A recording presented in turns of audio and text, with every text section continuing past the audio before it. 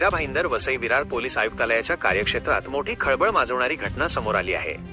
वसईतील Pelhar police ठाण्यापासून अवघ्या 200 ते 300 metre अंतरावर अवैधरित्या चालणाऱ्या एका मेफेड्रॉन एमडीची लिंक ड्रग्ज फॅक्टरीचा मुंबई पोलिसांनी पर्दाफाश केला आहे।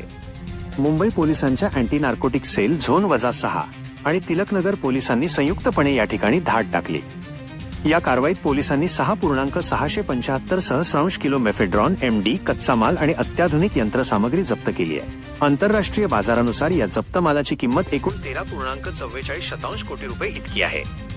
या प्रकरणी 5 आरोपींना पोलिसांनी ताब्यात घेतले आहे। पोलीस निरीक्षकावर कारवाई जी ड्रग्ज फॅक्टरी पेल्हार पोलीस ठाण्यापासून हाकेच्या अंतरावर इतके दिवस सुरू होती, त्याची खबर स्थानिक पोलिसांना का लागली नाही या निष्काळजीपणाबद्दल गंभीर प्रश्नचिन्ह निर्माण झाले आहे। याची दखल घेत मीरा भाईंदर वसई विरार पोलीस आयुक्त निकेत कौशिक यांनी तातडीने कठोर कारवाई केली आहे।